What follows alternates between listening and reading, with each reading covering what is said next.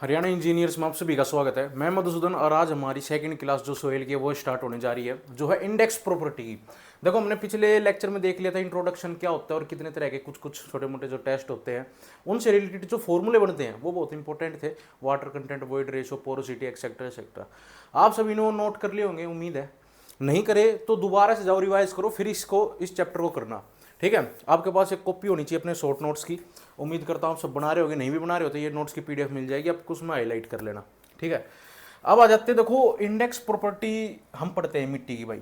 अच्छा, मिट्टी की इंडेक्स प्रॉपर्टी का मतलब है कि भाई वो अगर केमिकली किस तरह का बिहेव करती है, कुछ पानी मिला दें तो कैसे बिहेव करेगी, कम पानी मिला दे तो कैसे बिहेव करेगी, उसमें पार्टिकल्स होते हैं वो होते कैसे हैं, गोड़ होते हैं, चपटे होते हैं, कैसे होते हैं, उनकी ग्रेडिंग। ठीक है, हमने इस चैप्टर के अंदर सोयल को कई हिस्सों में बांटा हुआ है और उसकी कई फीचर्स के बारे में बताया हुआ है। ठीक है, उन चीज़ों को पढ़ेंगे, उन्हें बोलते हैं इंडेक्स प्रॉपर्टीज। थोड़ा और जानते हैं क्या बोलते हैं। इंडेक्स प्रॉपर्टी क्या है? Property used for identification and classification of the soil. ये हम प्रॉपर्टी इसलिए पढ़ते हैं कि हम सोयल को क्लासिफाई कर पाए। ठीक है, कि भाई ये वाली सोयल किस टाइप की है, ढिल्ली है, क्लेई है, सिल्टी है, सैंडी है। जो सोयल के टाइप होते हैं कि भाई ये सैंडी सोयल है। ठीक है, ये मतलब कि दो तरह की सोयल होती है मेनली, फाइन और कोर्स। फाइन मतलब बारीक दाने वाली, ठीक है, जैसे क्ले, चिकनी मिट्टी। और एक होती है भाई तुम्हारी ग्रेवल्स, मतलब ग्रेवल्स मतलब मोटे दाने वाली, जैसे सैंड होती है, राजस्थान की सैंड होगी, या अपने जो हरियाणा में नारनौल साइड या महेंद्रगढ़ साइड लगती है, वो वाली जो सैंड होती है वो सारी आपकी कोर्स ग्रेन सोइल होती है, मतलब जिनके पार्टिकल का साइज थोड़ा ज़्यादा होता है। अच्छा, कोर्स और फाइन में मैंने एक तुम्हें डिफरेंस बताया हुआ था, वो चीज़ क्या होती है, क्वेश्चन है तुम्हारे लिए, सर्च कर लो या तुमको दे देता हूँ, तुम करना भाई। दोनों में जब पार्टिकल साइज स्मॉल हो जाता है तो दोनों के बीच में जो पार्टिकल्स होते हैं, दोनों के जो पार्टिकल्स होंगे, जैसे कि फाइन ग्रेन जो सोयल है जिसके बारीक दाने हैं, उनके पार्टिकल्स के बीच में कुछ फोर्स होती है, इंटरमोलिकुलर फोर्स। वो किस तरह की होती है? ठीक है, और कोर्स ग्रेन के अंदर जो इंटरमोलिकुलर फोर्स होती है, मतलब कि इंटर पार्टिकुलर फोर्स, दो पार्टिकल्स है, मोटे मोटे दाने हैं, उनके बीच में किस टाइप की होगी, किस में ज़्यादा होगी, किस में कम होगी, ये आपका काम है ढूंढना। ठीक है, ये पेपर में आता है काफ़ी तरह के, अपने जेई के पेपर में पूछा जाता है कई बार। अच्छा कॉन्सेप्चुअल सा क्वेश्चन है और मैंने आपको बताया भी हुआ है पहले क्लासों में, तो आपको जिनको ध्यान आ गया है वो अपने बढ़िया बात है, बहुत अच्छी बात है, आप तो अच्छी तैयारी कर रहे हो। ठीक है, नहीं आया तो मैं आपको अगली क्लास में बता दूंगा। ठीक है, तो प्रॉपर्टीज के बारे में पढ़ने का मतलब होता है कि भाई हम चाहते हैं कि सोयल को अलग अलग जगह पे डिवाइड कर दे, कि भाई मोटी पतली छोटी गाठी जैसी भी है, ये क्लासीफाई कर दिया हमने। ठीक है, फिर उसके बाद ये क्या होती है, they tell us how the soil will behave under different condition. हमने क्लासीफाई क्यों करी भाई? हमने क्लासीफाई इसलिए करी, जैसे कि कंपनियों में भी या कहीं पे भी हम बंदों को डिवाइड कर देते हैं कि भाई फलाना बंदा इस काम में अच्छा है, तू इस डिपार्टमेंट में जा, तू इस काम में अच्छा, तू ऐसे जा। ठीक है, प्राइवेट सेक्टर की बात कर रहा हूँ। ठीक है, तो उसके अंदर क्या कि हमने ऐसा क्यों करा, क्योंकि जो उसमें काबिलियत है या जो उसके अंदर फीचर है उस आदमी में, उसका सही यूटिलाइज हो सके। वैसे ही हम सोयल को भी क्लासीफाई इसलिए करते हैं कि जो उसकी प्रॉपर्टी है, खूबी है, उसके हिसाब से उसका यूज कर सके अपने कंस्ट्रक्शन के अंदर। ठीक है, तो और वो डिफरेंट डिफरेंट कंडीशन पे कैसा बिहेव करेगी, ये मैं पढ़ने की जरूरत देखो भाई इसलिए पढ़ी। सोयल जो सब्जेक्ट है वो मैं पढ़ने की, पता है किस लिए जरूरत पड़ी? सिर्फ और सिर्फ फाउंडेशन के लिए। ठीक है, हमारे सिविल इंजीनियरिंग में खेती बाड़ी से जुड़े बहुत सारे सब्जेक्ट हैं। ठीक है, बट मेन जो हमारा फंक्शन है वो कंस्ट्रक्शन का है। ठीक है, कंस्ट्रक्शन पॉइंट ऑफ व्यू से अगर आप देखोगे तो अगर हमें कोई नींव बनानी होती है, फाउंडेशन बनानी होती है, उसलिए हमें वहाँ टेस्ट करना पड़ेगा सोयल का, ढीली है कैसी है। ठीक है, उसके हिसाब से ही आप बता पाओगे कि भाई वहाँ डीप फाउंडेशन डलेगी या सैलो फाउंडेशन डलेगी, गहरी नींव डलेगी या फैलमा या राफ्ट, या किस टाइप की फुटिंग आप यूज़ करोगे, वो सोयल पे डिपेंड करता है, उसकी बियरिंग कैपेसिटी पे। मैंने आपको फाउंडेशन इंजीनियरिंग करा दी है, वो अगर आप देखोगे तो आपको समझ में आ जाएगा। हमारा सोयल का एक्चुअल यूज़ फाउंडेशन के लिए ही है। हमने जो ये इतना सारा पढ़ा वो फाउंडेशन बनाने के लिए पढ़ रहे हैं। ठीक है, तो हमने करेक्टराइज कर दिया कि भाई हमारी सोयल इस तरीके की खूबी रखती है और इस कंडीशन में ऐसा काम करेगी। ठीक है, उन कंडीशन में रखने के लिए हमने क्या करा, उसकी प्रॉपर्टी को जानने की कोशिश करी। उन्हीं प्रॉपर्टीज को इंडेक्स प्रॉपर्टी बोलते हैं। ठीक है, classification is the primary goal of study the index property. वही वाली बात है जो मैंने बताई कि भाई ये अध्ययन करने का प्राथमिक लक्ष्य हमारा वर्गीकरण है। ठीक है, इसलिए हमने इसको सबसे पहला पार्ट सोयल के अंदर पढ़ने में हमने क्लासिफिकेशन देख रहे हैं। ठीक है, आगे चलते हैं। आगे हमने देखा कि सबसे पहले, अब मैं आपसे सीधा सा एक सवाल करता हूं कि भाई आपकी जो सोयल है वो हम पढ़ रहे हैं क्लासिफिकेशन, मतलब हम डिवाइड कर रहे हैं उसको। तो हमने एक अपने पास, मैं आपसे सवाल पूछता हूँ कि फाइन और कोर्स। ठीक है, आप कैसे डिवाइड करोगे, दोनों के बीच में कुछ ना कुछ होना चाहिए, ठीक है, कुछ ना कुछ। जैसे पीएच स्केल में भी 7 एक नंबर है, 7 मतलब वाटर, मतलब कि बिल्कुल न्यूट्रल।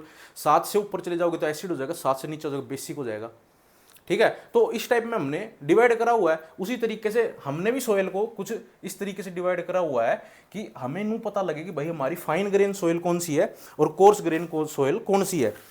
उसके लिए हम वेरियस मेथड्स का यूज करते हैं कि भाई हमें पता लगे भाई जो सोयल है वो फाइन ग्रेन है या कोर्स ग्रेन है, वो मेथड है। बट उन मेथड से भी हम क्या करते हैं, सोयल के पार्टिकल का साइज देखते हैं, ठीक है। भाई हमारे सोयल का पार्टिकल का साइज कितना है, अगर वो उस रेंज में आ रहा है तो भाई फाइनर है, अगर उस रेंज से बाहर आ रहा है तो कोर्सर है। बड़ा सिंपल है, ठीक है। वो रेंज क्या है, अगर मैं बात करूं उस रेंज की, तो आपके सबसे पहले फर्स्ट स्टेप है कि भाई हमें ग्रेन साइज हम मेजर कर रहे हैं। ये आपके पास एक इमेज है, ये अपनी एक सीव एनालिसिस होती है मेजर करने की साइज को, तो उसकी इमेज है। बट ये हम यूज कब करेंगे, या हमें इससे क्या पता लगेगा, ग्रेन साइज पता लगेगा, ठीक है। ग्रेन मतलब उस पार्टिकल का डायामीटर, मतलब वो कितना मोटा है, वो कंचे जितना है, कंचे छोटा है, वो किस टाइप का है। मोटा मोटा अगर मैं आपको बताऊं तो 4.75 mm, ठीक है। इससे कम है तो हम उसे कह देते हैं भाई फाइन सोयल है, जो पार्टिकल वो फाइनर है। और अगर इससे ऊपर का दाना है 4.75 mm से ऊपर का दाना है तो हम कह देंगे कोर्सर ग्रेवल है, मतलब मोटी दाने की आपकी सोयल है। मेन तो हम इसी 4.75 से पता लगा लेते हैं। फिर आगे आ जाता है जैसे 75 माइक्रोन और आता है। अगर हम फाइनर की बात करेंगे तो 75 माइक्रोन से लेके 4.75 माइक्रोन तक अगर आपका साइज रहता है तो आपकी वो फाइनर सीव एनालिसिस करते हैं उसके लिए। अगर हम कोर्सर की बात करेंगे तो 4.75 से लेके 80 mm तक का जो साइज रहेगा उसके लिए हम क्या करेंगे, कोर्स सीव एनालिसिस करेंगे। आगे बात समझ में। अच्छा, एक खास बात और मैं आपको यहां बता देता हूं कि हम सोयल के इस पार्टिकल डिस्ट्रीब्यूशन को नापने के लिए 2 तरीके के मेथड करते हैं, ठीक है। वो कौन कौन से हैं,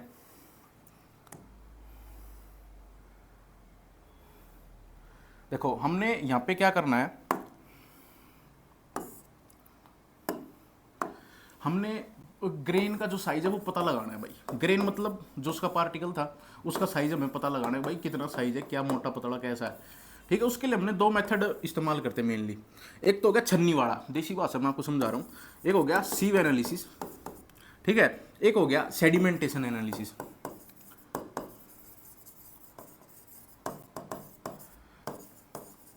सेडिमेंटेशन एनालिसिस, अच्छा सीव एनालिसिस कब यूज करेंगे और सेडिमेंटेशन एनालिसिस कब यूज करेंगे, ये आपका क्वेश्चन आता है, ठीक है। तो सीव एनालिसिस आप कब यूज करोगे, जब आपका पार्टिकल का साइज 75 माइक्रोन से 80 माइक्रोन, मतलब 80 mm सॉरी, के बीच में हो तो आप सीव एनालिसिस कर सकते हो। मतलब हम छन्नी के अंदर वे एक सीरीज की जो मैंने अभी आपको फोटो दिखाई, ये आपकी सीव है सारी, अलग अलग डायमीटर के जो छेद है वो डिवाइडेड है, ठीक है। अब इसके अंदर हम सोयल डालते हैं, ऐसे छन छन छन छन छानते हैं और नीचे पैने में आ जाती है, तो हमें पता लग जाता है भाई इतने % आ गई है और इतने माइक्रोन की सीव में से 75 माइक्रोन की सीव में से पास हो गई है, तो भाई हमारी ये इस तरह की सोयल है। हम ऐसे इसमें फाइंड आउट कर लेते हैं। दूसरा, हमारी जो सोयल है वो 75 माइक्रोन से भी छोटी है, ठीक है, 75 माइक्रोन से भी छोटी है। मान लो उसके लिए सेडिमेंटेशन एनालिसिस करेंगे, अगर आपकी 75 माइक्रोन से लेके 0.2 माइक्रोन के अगर बीच की सोयल है, सोयल के डायमीटर का साइज इतना है, तो आप अपनी सेडिमेंटेशन एनालिसिस यूज करोगे, ठीक है। मतलब कि और फाइनर क्ले जो होती है, क्ले का जो होता है पार्टिकल्स, वो आपका सीव एनालिसिस में तो होएगा नहीं, वो ढेर ऐसा बन जाता है गोला सा, आप कैसे करोगे नहीं, वो तो ऊपर ही रुक जाएगा। तो उसके लिए हमें सेडिमेंटेशन एनालिसिस करनी पड़ेगी। सेडिमेंटेशन का मतलब समझते हो, हमने इन्वायरमेंट के अंदर भी देखा था कि भाई जो सेडिमेंटेशन होता है मतलब सेटल डाउन ऑफ पार्टिकल, हम एक कंटेनर लेते हैं पानी का, उसके अंदर कोई चीज़ छोड़ देते हैं या सोयल का सैंपल भी डाल दिया तो वो नीचे बैठेगा, ठीक है। उसी चीज़ से हम पता लगाते हैं कि भाई हमारा सेडिमेंट जो पार्टिकल्स था वो कितनी देर में बैठा, वो ब्राउन मोशन होता है एक, उसकी वजह से बैठता है कोई भी पार्टिकल, तो वो चीज़ का एनालिसिस करते हैं। वो किसने दिया था, स्टोक्स ने दिया था। स्टोक्स लो इसी वजह से आता है, आगे पढ़ेंगे इस चीज़ के बारे में। तो अभी आप बस इतना समझो, पार्टिकल को हमें देखना है कि भाई साइज कितना है, तो कितने मेथड से देख सकते हैं, सीव एनालिसिस और सेडिमेंटेशन एनालिसिस। सीव एनालिसिस करेंगे 75 से लेके 80 mm तक के डायमीटर का अगर पार्टिकल है तो सीव यूज कर लेंगे, नहीं है तो 75 से लेके 0.2 माइक्रोन का तो सेडिमेंटेशन एनालिसिस यूज कर लेंगे। आगे बात समझ में, ठीक है। इसके बाद अपने पास आ जाता है कि भाई मैकेनिकल सीव एनालिसिस, मतलब कि आपको सीव एनालिसिस भी दो तरीके से है, फाइन और कोर्स, जो मैंने आपको बताया 4.75 वाला सीव एनालिसिस के अंदर आता है। वो कैसे आता है देखो, मैकेनिकल सीव एनालिसिस बोलते हैं, पूरा नाम है इसका मैकेनिकल सीव एनालिसिस। इसके अंदर भाई जो 75 माइक्रोन से बड़ा पार्टिकल है, ठीक है, यहाँ 75 नहीं, यहाँ 0.4.75 आएगा,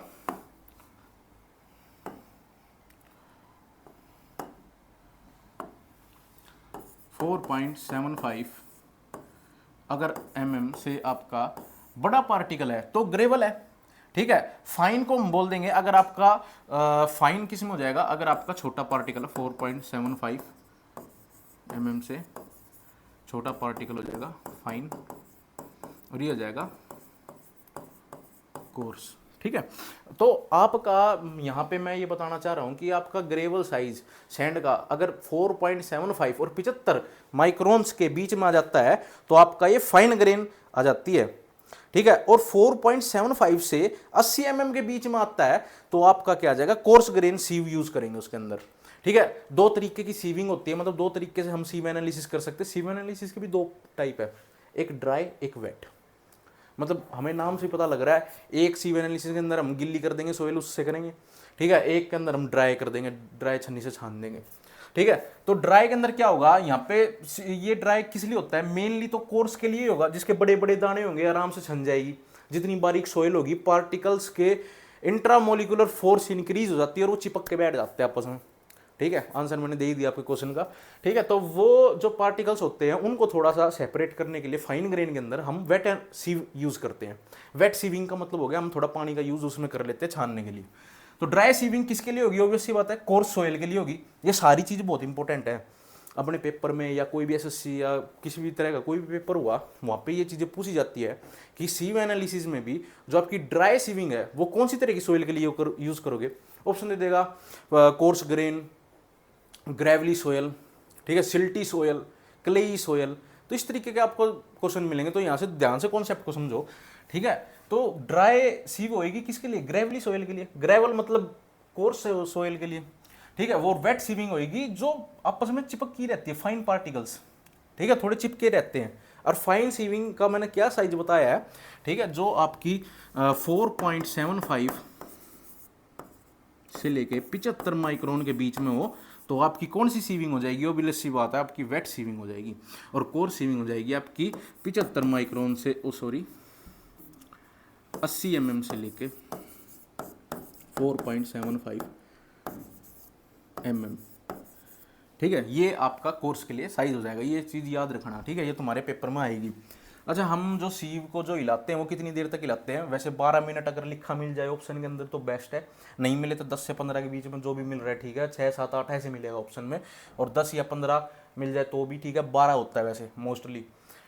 तो यहाँ से आप कितनी देर तक आपको छन्नी जो होती है वो वाइब्रेटर पे या हाथ से भी ला सकते हैं, ठीक है। जो ये मैंने छन्नी का डायग्राम दिखाया था सीव एनालिसिस में, तो ये आपका 10 से लेकर 15 आ जाएगा।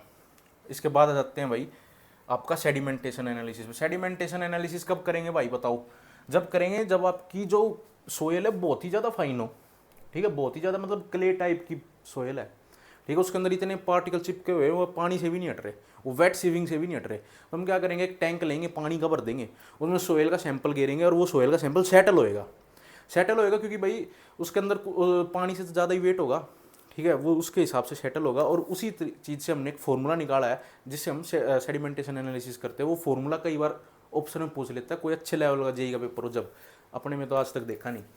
तो अगर सेडिमेंटेशन एनालिसिस की बात करोगे तो इसके अंदर यूज्ड पार्टिकल जो 75 माइक्रोन से छोटे हैं, ठीक है, 75 माइक्रोन से भी छोटे हैं और 0.2 माइक्रोन तक आते हैं, उनके लिए कौन सा है, सेडिमेंटेशन एनालिसिस है। ये कौन से प्रिंसिपल पे है कि भाई लार्जर पार्टिकल जल्दी सेट होंगे। अगर आपका कोई कंटेनर है और ये पानी से लबालब भरा है भाई, ठीक है, और हमने इसमें छोड़ दिया ले भाई सोयल का पार्ट, सोयल छोड़ दी, अब क्या होगा, जो उसमें सबसे भारी पार्टिकल होंगे, ठीक है, मोटे मोटे पार्टिकल होंगे, वो जल्दी सेटल होंगे। और अगर मैं बात करूँ छोटे छोटे पार्टिकल की, तो वो छोटे छोटे पार्टिकल बहुत आराम से सेटल होंगे, ठीक है, और बड़े पार्टिकल पहले आपके नीचे बैठ जाएंगे। तो इसी चीज़ को हम देखते हैं कि भाई कितने बड़े पार्टिकल जल्दी सेट हो गए, कितने छोटे पार्टिकल अभी भी तैर रहे हैं, और एक पार्टिकल वो होता है, ठीक है, एक पार्टिकल होता है जो घूमता ही रहता है, ब्राउन मोशन बोलते हैं उसे, ठीक है। मतलब कि पानी के अंदर वो सेटल ही नहीं हो पाता क्योंकि उसका जो वेट होता है वो वाटर से मैच कर जाता है और वो बीच में कहीं रुक जाता है और वो वहीं पे ही अपने घूमता रहता है, ठीक है। कुछ पार्टिकल ऐसे भी होते हैं। तो 3 तरह के पार्टिकल होते हैं मेनली सेडिमेंटेशन एनालिसिस के अंदर। तो इसके अंदर लॉ कौन सा काम कर रहा है, ये कौन सा लॉ है, स्टोक्स का एक लॉ है, स्टोक्स लॉ, जो जिसने सेडिमेंटेशन एनालिसिस के बारे में बताया था कि भाई कोई नया तो बताया नहीं, हमने तो बेराय था पर अपना नाम लिख गया कि भाई स्टोक्स लॉ में ये चीज़ बताई जाती है जो मैंने तुम्हें भी बताई, ठीक है। इसने इसका मेनली इसने एक फॉर्मूला दिया था स्टोक्स ने, स्टोक्स फॉर्मूला भी बोलते हैं और सेडिमेंटेशन के लिए भी फॉर्मूला बोलते हैं, ठीक है। उस फॉर्मूले को आप थोड़ा देख लेना, मैं बताता हूँ। अच्छा, मेन जो इसने रिलेशन दिया था वो किसके बीच में दिया था, टर्मिनल वेलोसिटी और square of diameter. Terminal velocity मतलब जो सेटल डाउन होने की वेलोसिटी, किसी वेलोसिटी से तो नीचे जा रहे होंगे, इसी को टर्मिनल वेलोसिटी मतलब वीटी बोल दिया भाई ने, ठीक है। अब इस वीटी से ये नीचे सेटल हो रहे हैं, वो किसके प्रोपोर्शनल है, वो square of the diameter. Obvious सी बात है, जितना भारी पार्टिकल होगा, ये क्या कहना चाह रहा है हिंदी में समझाता हूँ, कि जितना भारी पार्टिकल होगा उतनी जल्दी सेटल होगा। कोई नई बात तो नहीं बताई, नहीं बताई ना, ठीक है। तो ये समझने की बात होती है कि इसने एक रिलेशन दे रखा है कि भाई अगर आपकी स्पीड ज़्यादा होगी, जितना बड़ा डायमीटर होगा पार्टिकल का डायमीटर बड़ा है मतलब वेट ज़्यादा है, और कितना बड़ा है, स्क्वायर ऑफ द डायमीटर, ठीक है। तो स्क्वायर ऑफ द डायमीटर बोल रहा है मतलब कि v terminal velocity is proportional to d का स्क्वायर। ये रिलेशन कई बार पूछ लेता है पेपरों में, बस इतना ही आपका यहाँ सेडिमेंटेशन एनालिसिस में ये सबसे काम का है कि terminal velocity square of diameter के बराबर होती है, ठीक है। एक सेकेंड, किसके बराबर होती है, स्क्वायर ऑफ डायमीटर के बराबर होती है। तो आपको पेपर में पूछ लेगा कि भाई ना भी पूछे स्टोक्स लॉ के बारे में, सीधा पूछ ले सेडिमेंटेशन एनालिसिस में जो पार्टिकल होते हैं उसकी टर्मिनल वेलोसिटी किस चीज के प्रोपोर्शनल होती है। Option A diameter, option B radius, option C diameter का स्क्वायर, ऑप्शन सी रेडियस का स्क्वायर। क्वेश्चन आया हुआ है जेई का, ये मैंने सीधे ऑप्शन बोल दिया आपको, बिल्कुल इजी। अब तो आपने पढ़ लिया, अब बता दोगे, ठीक है। तो ये इस तरीके से काम करता है और ये किस पे डिपेंड करती है, सेडिमेंटेशन एनालिसिस आपके स्टोक्स लॉ पे डिपेंड करती है। स्टोक्स कौन था जिसने हमें बता दिया था, जो हमें पता ही नहीं था कि पानी में भारी चीज डालने के बाद नीचे बैठ जाती है, कोई नई बात नहीं बताई थी, ठीक है। इसके बाद आगे चलते हैं,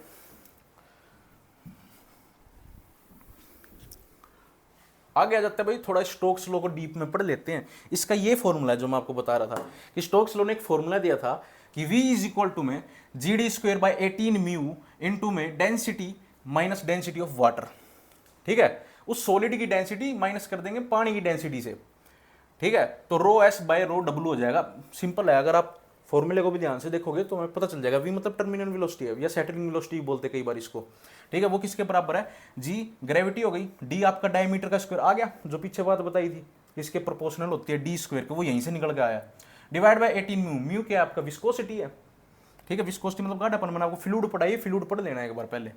और ये आपकी डेंसिटी हो गई, ये आपका फॉर्मूला है सिंपल सा। इसको तुम देख भी लोगे और पेपर में इसका कोई क्वेश्चन नहीं आने वाला अपने जेई के में कि सोल्व कर दो इसको, ठीक है। सेटलिंग वेलोसिटी निकाल दो या टर्मिनल वेलोसिटी निकाल दो, ऐसा कुछ नहीं आएगा। फॉर्मूले नजरों में देख लो, फोटो स्टेट सी कर लो, दिख जाए ऑप्शन में टिक मार देना, आ जाए तो 1%, ठीक है। यहाँ से तुम्हें पता लग गया सारी चीज़ का। अच्छा, अब इसको देख के तुम्हें कई चीज़ पता लग गई होगी। अगर तुम डेंसिटी का फॉर्मूला खोल दोगे यहाँ तो तुम्हें कई चीज़ और पता लग जाएगी। क्या क्या पता लगेगी कि भाई डिपेंड करता है साइज, शेप और विस्कोसिटी ऑफ द लिक्विड। ये जो तुम्हारी सेटल होने की वेलोसिटी है ये किस किस चीज़ों पे डिपेंड कर रही है कि तुम्हारे पार्टिकल की शेप कैसी। मान लो ऐसी शेप है नुकीली तो जल्दी सेट होएगा, गोल है तो कम होएगा, तिरछा फ्लैग की शेप है ऐसी तो और लेट सेट होएगा। शेप में साइज मतलब डी स्क्वायर है या बिल्कुल छोटा ही है। अच्छा, विस्कोसिटी, जो लिक्विड से आपने कंटेनर भर रखा है वो पानी की जगह क्या पता आपने हाई विस्कोसिटी का कोई ऑयल ले लिया हो, उससे भी निकल जाएगा अपना आंसर। हमें बस क्या करना है, उस वाटर की डेंसिटी की जगह हम उस ऑयल की डेंसिटी रख देंगे जिससे आप एक्सपेरिमेंट करके देख रहे हो, ठीक है। अगर आपको कई चीज़ दिन ज़्यादा कीड़ा उठा नो सोचा ना, मतलब वाटर भाई ने बताया था कि वाटर की जगह ऑयल भी यूज़ कर लो, जब भी आपका आंसर वही आएगा सेम, तो बिल्कुल सेम आएगा। अगर आपने कोई टेस्ट करा, पानी के अंदर डाला सोयल का सेम सैंपल, आपने फॉर्मूले में रखा, वाटर की डेंसिटी लगाई, आपका आंसर आ गया एक्स, और आप कल फिर उठे नू सोचा नहीं भाई ने बताया था ऑयल भी डाल लो, तो पानी हटा के तुमने ऑयल ले लिया और उस ऑयल की डेंसिटी यहाँ रख दी फॉर्मूले में, तो तुम्हारा एक्स ही आंसर आएगा, ठीक है। आ रही है ना रिलेशन की बात समझ में। तो इस तरीके से तुम्हारा स्टोक्स लॉ काम करता है। आगे चलते हैं, आगे आ जाता है भाई लिमिटेशंस क्या है स्टोक्स लॉ की। मतलब उसने एज्यूम क्या करा था कई बार क्वेश्चन आ जाते हैं स्टोक्स ने क्या एज्यूम करा था। अच्छा, पिछले अपना जो हरियाणा जेई का पेपर होया था उसके अंदर कई एजप्शंस आई हुई थी। ठीक है, तो एजप्शंस याद रखना, वो थोड़ी और आसान थी, ये थोड़ी डीप वाली एजप्शन होगी स्टोक्स लो की। कि पार्टिकल का इसने क्या करा था, अपना एक्सपेरिमेंट जब इसने करा, मान लिया था कि सारे के सारे गोल्ड पार्टिकल है सोयल के, जो मैंने ऐसे सैंपल छोड़ा था टैंक में, वो सारे के सारे पार्टिकल उसके गोल्ड है। ठीक है, दूसरा इसने मान लिया कि भाई इनफाइनाइट मीडियम है वो अत्यंत मध्यम मीडियम है, मिडिल साइज का है। मतलब इनफाइनाइट का मतलब हो गया कि वो बहुत गहरा है, जिसके अंदर पार्टिकल डूबता ही जा रहा है। ठीक है, रेंज उसने जो पार्टिकल की ली थी वो 0.2 से लेकर 0.0002 mm, ठीक है, जिसको 0.2 माइक्रोन भी बोलते हैं। ठीक है, आगे बात समझ में। अच्छा, रियलिटी में क्या होता है कि कले के जो पार्टिकल होते हैं वो फ्लैकी होते हैं, ये मैंने आपको बताया हुआ है। कले का जो पार्टिकल होता है वो आपका फ्लैकी होता है, इसलिए उसने मान तो लिया पर असल में ऐसा होता है। ठीक है, और टेस्ट हम इनफाइनाइट मीडियम में तो कर ही नहीं रहे, टैंक तो कहीं ना कहीं खाली हो जाएगा, इतना ही तो होगा, 1.5-2 फुट का, तो वो एक फाइनाइट जार है, लोहे वो कांच का जार है। ठीक है, दूसरा ब्राउन मोशन भी होता है, इसके जो 0.2 से नीचे जब पार्टिकल का साइज गिर जाता है ना, तो क्या होता है, वो पार्टिकल इतना हल्का हो जाता है कि वो पानी अंदर तैरता ही रहता है। वो पार्टिकल ये भाई भूल गया गिनना कि सोइल के अंदर वो पार्टिकल भी होता है, क्योंकि कले के अंदर वो पार्टिकल 100% होगा, उसने वो नेग्लेक्ट कर दिया, बोला भाई इतने पार्टिकल की रेंज है मेरे पास, बट एक्चुअल में वो ब्राउन मोशन से कुछ पार्टिकल बीच में तैरते रह जाते हैं, जिससे एनालिसिस कहीं ना कहीं थोड़ी बहुत लैग कर जाती है, पर फिर भी एजप्शन मान के कर दी हमने। ठीक है, तो ये आपका आ गया स्टोक्स लो के बारे में, आपने देखा। और स्टोक्स लो फेल हो जाएगा अगर आपका पार्टिकल का साइज 0.2 mm से ज़्यादा है तो, क्योंकि वो क्या करेगा, टर्बुलेंस क्रिएट कर देगा। टर्बुलेंस कैसे क्रिएट करेगा, थोड़ा और डीप में बताता हूँ मैं आपको। अब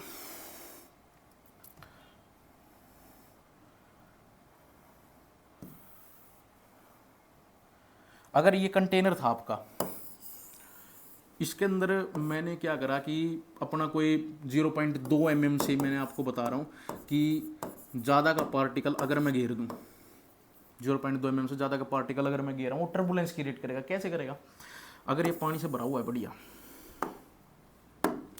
इसके अंदर मैंने कोई 12 पत्थर घेर दिया, अब जैसे ये इसके अंदर गिरेगा तो यहाँ पे ये क्या करेगा, वेव्स बनाएगा पानी अपने साथ में, यहाँ वेव्स क्रिएट कर देगा पानी।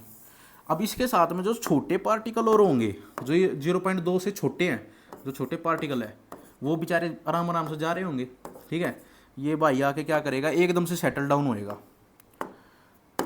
ये एकदम गिरेगा और ये एकदम सेटल डाउन होने की कोशिश करेगा। ये खुद तो करेगा ही करेगा, साथ में जो वेव्स बनी वे भी नीचे जाएगा।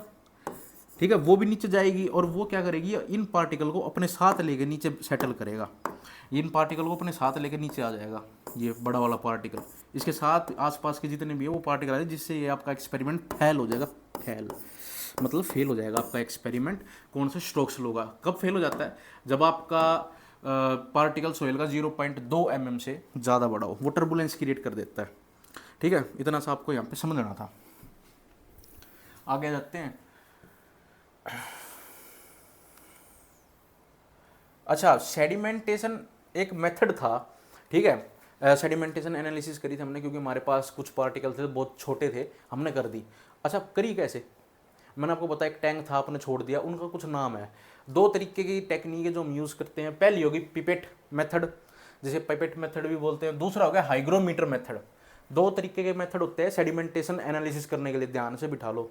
ठीक है, पहला पिपेट मेथड होता है, स्टैंडर्ड और प्रीसाइज है, मतलब ये बहुत अच्छे रिजल्ट देता है और करेक्ट रिजल्ट देता है सबसे।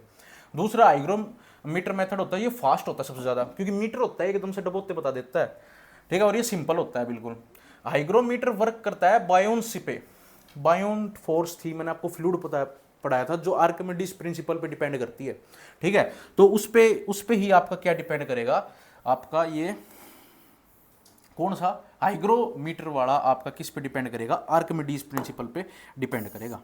ये चीज़ याद रखना। ठीक है, मतलब बायोन्सी पे डिपेंड करेगा। बायोन्सी मतलब पानी, वो फोर्स जो पानी लगाता है किसी ऑब्जेक्ट को ऊपर फेंकने के लिए, उसे बायोन्सी बोलते हैं। ठीक है, तो यहाँ से आपको ये पता लग गया भाई 2 तरीके होते हैं अपने सेडिमेंटेशन के।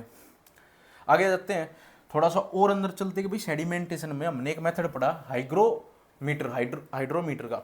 अब उसके अंदर एक करेक्शन करनी पड़ती है, वो मीटर से जो हम रीडिंग लाते हैं ना, उसमें कुछ करेक्शन करनी पड़ती है। जैसे सर्वे के अंदर हमने रिफ्रैक्शन करेक्शन करी थी, मतलब आप अपने थियोडोलाइट से कोई चीज़ देख रहे हो बहुत दूर किलोमीटर की है, वो लाइट हाउस वाले क्वेश्चन जिसके अंदर आपको रिफ्रैक्शन और कर्वेचर की करेक्शन करनी पड़ती थी, ठीक है, उस टाइप में इसी के अंदर भी इस तरीके से आपकी वो आ जाती है, एरर आ जाता है। तो उस एरर को के लिए हमें क्या कंपनसेट करनी पड़ेगी, करेक्शन करनी पड़ेगी। तो वो कौन कौन सी करेक्शन होती है, 3 तरीके की करेक्शन होती है आपकी। आपके पेपर में क्वेश्चन कोई सोल्व करने का नहीं आएगा, इससे आपसे बस पूछ लेगा करेक्शन के नाम बताओ कौन कौन से होते हैं हाइड्रोमीटर में। मिनिस्कस करेक्शन, टेम्परेचर करेक्शन और आपकी डिस्पर्जिंग करेक्शन, जिसको CM, CT और CD कहा जाता है, ठीक है। और रीजन कौन कौन से हैं, ये मिनिस्कस करेक्शन क्यों होती है, ये होती है सरफेस टेंशन की वजह से। टेम्परेचर करेक्शन होती है, डेंसिटी चेंज हो जाती है, मतलब टेम्परेचर जैसे बढ़ेगा आपका जो फ्लूइड होगा जिसमें आप वो छोड़ रहे हो पार्टिकल्स, वो पतला हो जाएगा। टेम्परेचर बढ़ेगा तो विस्कोसिटी डिक्रीज होती है, आपको रिलेशन समझाया हुआ है फ्लूइड में। अगर टेम्परेचर डिक्रीज होएगा मतलब ठंड होएगी तो फ्लूइड गाढ़ा हो जाएगा, गाढ़ा हो जाएगा तो विस्कोसिटी इंक्रीज हो जाएगी। तो टेम्परेचर पे डिपेंड करती है विस्कोसिटी, और विस्कोसिटी पे डिपेंड करती है डेंसिटी। आगे बात समझ में। दूसरा मिनिस्कस मतलब जो डायमीटर होता है, उस हाइग्रोमीटर जो होता है उसमें एक डायमीटर ट्यूब होती है, तो वो मिनिस्कस करेक्शन वहां से आ जाती है। डिस्पर्जिंग करेक्शन आ जाएगी, केमिकल एडिक्शन, जो केमिकल वगैरह यूज करते हैं उसकी वजह से, ठीक है। हमेशा याद रखना, ये क्वेश्चन कई बार आया है SSC में तो, कि मिनिस्कस करेक्शन हमेशा पॉजिटिव होती है। मिनिस्कस करेक्शन आपकी हमेशा पॉजिटिव होती है प्लस, और आपकी टेम्परेचर करेक्शन अगर 27 डिग्री से ज़्यादा टेम्परेचर है तो पॉजिटिव होगी, अगर 27 डिग्री से कम टेम्परेचर आपका वहाँ का रूम का तो आपकी माइनस होगी। और डिस्पर्जिंग करेक्शन मतलब केमिकल वाली आपकी हमेशा नेगेटिव करेक्शन होती है। यही इंपॉर्टेंट टेबल है आपकी, इसमें इसको याद कर लो, नहीं तो नोट डाउन कर लो। मिनिस्कस करेक्शन हमेशा पॉजिटिव होती है, ये पेपर में कई बार आता है ये वाली लाइन, ये रटे लो चाहे। मिनिस्कस मतलब मैं मतलब पॉजिटिव, ठीक है। चलो आगे चलते हैं। अब आ जाता है भैया, आपने पढ़ लिया, आपने उसका साइज वाइज नाप लिया, अपने 2 तरीके मेथड थे, सीव और सेडिमेंटेशन, वो आपने यूज़ करा और आपको पता लग गया भाई इतने इतने डायमीटर के मेरे पास क्या है, सोइल के पार्टिकल्स है। अब आपको मिल गए डायमीटर, अब आप उनको डिवाइड करोगे कि भाई तू इस रूम में रह, इस रूम में रह, इस रूम में रह, उससे बोल देंगे पार्टिकल साइज डिस्ट्रीब्यूशन कर्व, जिससे आपको ये पता लगेगा कि वो सोइल वेल ग्रेडेड है, अनवेल ग्रेडेड है, मतलब कि अच्छे से ग्रेडेड, मतलब वेल ग्रेडेड का मतलब क्या होता है, एक क्वेश्चन दे रहा हूँ आपको। वेल ग्रेडेड का मतलब होता है कि उस सोइल के अंदर हर तरह का पार्टिकल है, मतलब हर डायमीटर का पार्टिकल है, पतला भी है, मोटा भी है, उससे छोटा भी है, छोटा भी है, छोटा भी है, छोटा भी है, मतलब ऐसे ग्रेजुअली, ठीक है। तो इस तरीके की सोइल होती है। तो पार्टिकल साइज डिस्ट्रीब्यूशन कर्व होती है, ये क्या है, सिंपल आपसे पूछ लेता है, तो plotting the result of semi log graph, ठीक है। एक इसे लॉग ग्राफ बोलते हैं क्योंकि ये इतना बड़ा होता है, उसको थोड़ा कॉम्पैक्ट करने के लिए हम लॉगरिथम का यूज कर लेते हैं, इसलिए हम इसको लॉग ग्राफ बोलते हैं, ठीक है। एक्स एक्सिस पे क्या दिखता है, पार्टिकल के साइज, ठीक है, और वाई एक्सिस पे दिखेगा आपका फाइनर, परसेंट फाइनर, मतलब कितने परसेंट फाइनर है, और एक्स एक्सिस पे दिखेगा आपके पार्टिकल का क्या साइज है। यहाँ पे देखो लिखा हुआ है 75 माइक्रोन 0.425 टू 4.75, इस तरीके से लिखा हुआ है। और यहाँ पे लिखा हुआ है आपका क्यूमुलेटिव परसेंट फाइनर, कितने परसेंट फाइनर है इसके अंदर। कई बार क्या होता है, ये डायग्राम बना जाता है, अब ये हरियाणा में तो नहीं देखा मैंने, पर हाँ कई दूसरे एग्जाम SSC में भी नहीं देखा, पर आए हैं कि ये ग्राफ में पूछ लेता है ये वाली जो लाइन है किसकी है, फाइन ग्रेन सोइल की, ये फिक्स है, इनको याद कर सकते हो आप। इस फिगर में देखो ध्यान से, ये जो लाइन है ये आपकी कौन सी, फाइन ग्रेन सोइल की है। वेल ग्रेडेड सोइल की हमेशा एस शेप होती है। आपके एक पेपर में आया हुआ था कि वेल ग्रेडेड सोइल है और उसकी पार्टिकल साइज डिस्ट्रीब्यूशन कर्व किस शेप की मिलेगी, एस शेप की, सांप जैसी एस शेप की।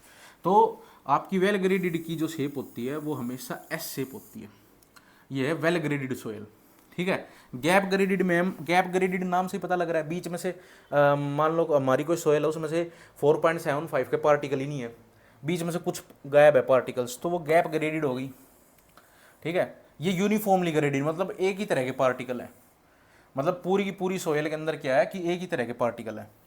कभी तो इसके अंदर सारे के सारे 75 माइक्रोन के पार्टिकल, मतलब उसे बोलेंगे हम सिंपल सा आपका यूनिफॉर्मली ग्रेडेड। तो ये आप डायग्राम देख लेना, आपको यहाँ से पता लग जाएगा। और अब हम आगे चलते हैं इसके अंदर। अच्छा, अगर आपको इस चीज़ से क्या पता लग रहा है, मतलब ये जो आपकी पार्टिकल साइज डिस्ट्रीब्यूशन कर्व है, आपको हमको यहाँ से पता लगा कि वेल ग्रेडेड जो होती है वो सबसे बढ़िया सोइल होती है और उसके अंदर हर तरह का साइज का पार्टिकल होता है। पुअरली ग्रेडेड होती है जिसमें एक साइज का पार्टिकल ज़्यादा है, दूसरे साइज का बहुत कम है। गैप ग्रेडेड का मतलब है बीच में से मिसिंग है। ये तीनों चीज़ आप याद रखना, ये तीनों चीज़ ही पूछी जाती है सबसे ज़्यादा, ठीक है। अच्छा, इस कर्व का एक दूसरा नाम है, उस दूसरा नाम क्या है उस कर्व का, इसका नाम, इसको हम बोलते हैं ग्रेडेशन कर्व। इस पार्टिकल डिस्ट्रीब्यूशन कर्व को हम क्या बोलते हैं, ग्रेडेशन कर्व भी बोलते हैं। कई बार पूछ ले ग्रेडेशन कर्व को क्या बोलते हैं, नीचे ऑप्शन में बिल्कुल इजी सा क्वेश्चन आ जाए और लिखा मिल जाए पार्टिकल साइज डिस्ट्रीब्यूशन कर्व को ही हम ग्रेडेशन कर्व भी बोलते हैं। ग्रेडेशन मतलब ग्रेड में बांट देना पार्टिकल्स को, ठीक है। तो अब आगे चलते हैं, ये आपको बिल्कुल सिंपल चीजें हैं। अब आपने क्या करा, पार्टिकल्स को डिवाइड भी कर लिया, नाप भी लिया। अब आपको क्या करना है, उनको ये देखना है कि भाई उसमें कितने कितने क्वांटिटीज के वो पार्टिकल्स हैं, ठीक है। वैसे आपने पार्टिकल साइज डिस्ट्रीब्यूशन कर्व के अंदर देख लिया था कि लगभग इतने क्वांटिटी के इतने हैं, पर फिर भी हमें कुछ दो कोफिशिएंट्स चाहिए होते हैं नाप तोल करने के लिए एग्जैक्टली, कि वो सोयल वेल ग्रेडेड है, गैप ग्रेडेड है, ग्रेवली है या फाइनर है। तो उसके लिए हमें तीन कोफिशिएंट चाहिए होते हैं, वैसे तो मेनली दो हैं, ठीक है। दो कोफिशिएंट है, कोफिशिएंट ऑफ यूनिफॉर्मिटी और कोफिशिएंट ऑफ कर्वेचर, ठीक है। कोफिशिएंट ऑफ यूनिफॉर्मिटी और कोफिशिएंट ऑफ कर्वेचर। अच्छा, कोफिशिएंट ऑफ यूनिफॉर्मिटी क्या होता है, CU, इसको हम डिनोट करते हैं अपना CU से। ये इंपॉर्टेंट है, ये वाली स्लाइड आपके SSC में आप देखोगे सिविल के पेपर में हर साल आता है लगभग क्वेश्चन, कि आपका CU और CC और इसी चीज़ की इसकी रेंज दी होती है, पूछ लेता है वेल ग्रेडेड बताओ है कि नहीं।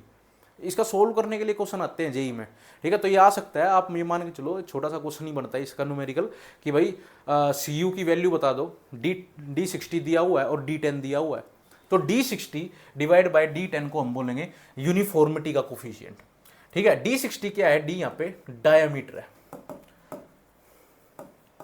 डायमीटर किसका, पार्टिकल का ही हो गया, वैसी बात, हम सोयल को पढ़ रहे हैं तो पार्टिकल का डायमीटर ही पढ़ेंगे। तो 60 मतलब वो 60 नंबर पे कौन सा पार्टिकल था, उसका डायमीटर कितना था, ठीक है। और मतलब कि 60% है, एक्चुअल में 60 क्या है, ये परसेंटेज ऑफ पार्टिकल, जो 60% कितने डायमीटर के हैं वो बता रखा है। D10 आ गया, ये वाले डायमीटर कितना है वो, अगर क्वेश्चन में पेपर में क्वेश्चन आएगा तो आपको लिखा मिलेगा कि भाई D60। अच्छा, आपको कंफ्यूज करने के लिए थोड़ा और ऐड कर सकता है, उसमें क्या करेगा, D30 भी दे देगा। अब CC के फॉर्मूले में, मतलब कोफिशिएंट ऑफ कर्वेचर के फॉर्मूले में हमारी एक चीज और ऐड हो जाती है, D30 का स्क्वायर डिवाइड बाय में D60 इंटू D10। पेपर में आपको D30 भी दे देगा, ठीक है, और D60 भी दे देगा और D10 भी दे देगा, ठीक है। तो अब क्या करोगे, आपसे पता है पूछ क्या लेगा, आपसे पूछ लेगा सिर्फ कोफिशिएंट ऑफ यूनिफॉर्मिटी। पहले मैं भी कंफ्यूज आता था शुरू में जब तैयारी करते थे कि भाई CU पूछ लिया। अच्छा, वहाँ क्या कन्फ्यूजन होनी ये थी कि भाई ऊपर D60 था, ये D30 था। तो कई बार क्या होता है कि तीनों वैल्यू देख के आदमी पहले तो यूं सोचता है कर्वेचर बोल रहा है यूनिफॉर्मिटी, कर्वेचर का फॉर्मूला तो ये तो नहीं है कोफिशिएंट का। पहली चीज़ तो इसमें कन्फ्यूज हो जाओगे। दूसरी चीज़ हो जाओगे कि अगर D60 की जगह D30 बाई D10 ना कर दो तुम, और वो इजी भी इतना दिखता है, D30 100 लिखा होता है और D10 लिखा होता है 30, तो कट पिट के अपना 3.333 आ जाता है ऐसे करके। आप हम सोचते ले भाई तो रेंज में आ गया, अपना तो वेल ग्रेडेड हो गया, ऐसे हो जाता है। तो बट वो पूछता कुछ है, और आपको ध्यान से ये दोनों फॉर्मूले याद करने और लिख लो इनको, ठीक है। रटने का कोई सिस्टम नहीं है, इस चीज़ को याद कर लेना, D60 बाई D10, ठीक है। और ये हो जाएगा D30 का स्क्वायर डिवाइड बाय में D60 इंटू D10। इसके अंदर D60 मल्टीप्लाई हो रहा है D10 से, और वो D60 से डिवाइड हो रहा है D10 से, ठीक है, CU में। अब यहाँ सबसे बड़ी बात निकल के आती है कि इन दोनों को हमने किस तरीके से डिवाइड कर रखा है। अगर CU आपने निकाल लिया फॉर्मूले में रख के, और उसकी वैल्यू आपकी 4 से ज़्यादा आती है, तो वेल ग्रेडेड सोइल है। आपसे यही दो चीज़ पूछेगा, वेल ग्रेडेड ग्रेवल है, वेल ग्रेडेड ग्रेवल, ठीक है। अगर 4 से ज़्यादा वैल्यू आती है, अगर 6 से ज़्यादा वैल्यू आती है तो आपका वेल ग्रेडेड सैंड है, याद होगी वैल्यू। दूसरा, CC के अंदर आपने वैल्यू पुट करी और CC की वैल्यू आ गई आपकी 2, तो बता दो आपकी वो सोयल का किस तरीके की सोयल है। 2 मतलब 1 से 3 के बीच में है, तो वो वेल ग्रेडेड ग्रेवल भी हो सकता है और वेल ग्रेडेड सैंड भी हो सकती है, ठीक है। वेल ग्रेडेड ग्रेवल और वेल ग्रेडेड सैंड दोनों ही, क्योंकि CC की वैल्यू दोनों कंडीशन में सेम ही है, 1 से 3 के बीच में होना चाहिए, ठीक है। 1 हो, 2 हो या 3 हो, ठीक है। तो CC की वैल्यू हमेशा 1 से 3 के बीच में होती है, याद रखना ये चीज़, ठीक है। तो ये आपका कोफिशिएंट्स के बारे में हो गया, जो आपको पार्टिकल साइज डिस्ट्रीब्यूशन से कुछ परसेंटेज मिल जाती है, D60, D10, D30 की वैल्यू मिल जाती है आपको वहाँ से, और वहाँ से आप यहाँ पुट करके आप एक्चुअल में फाइंड आउट कर पाते हो कि आपकी सॉइल वेल ग्रेडेड है या वेल ग्रेडेड सैंड है, या वेल ग्रेडेड है ही नहीं, क्या इस रेंज में नहीं आया, मान लो 1-2 आ गया सीयू, तो मतलब वो वेल तो है ही नहीं, वो री टाइप की सोयल है, वो गैप ग्रेडेड हो सकती है, वो कोई भी हो सकती है। ठीक है, मेनली जो आपसे पूछा जाता है वो यहाँ पे लिखा हुआ है, और इन दोनों चीज़ों को नोट करना, ये इंपॉर्टेंट चीज़ है। ठीक है, आगे की क्लास हम नेक्स्ट क्लास में करेंगे, जिसके अंदर हम इंडेक्स प्रॉपर्टी को खत्म करेंगे, क्योंकि ये आपका सबसे इंपॉर्टेंट चैप्टर है। सोयल की अगर हम बात करें अपने सिलेबस के अंदर, तो सोयल जो आपकी जेई के पेपर में आती है वो इन पहले 2 या 3 चैप्टर में से आती है, उसके बाद नहीं आता कुछ भी अपने जेई में। ठीक है, तो पहला तो हमने कर ही लिया है, दूसरा इंडेक्स प्रॉपर्टी चल रहा है, नेक्स्ट क्लास में खत्म हो जाएगा, उसके बाद एक और रह जाता है छोटा मोटा, और आपकी सोयल वहाँ खत्म हो जाएगी। ठीक है, तो राम राम सभी को, इसको ढंग से नोट डाउन करो और इसकी टेस्ट सीरीज लगाओ।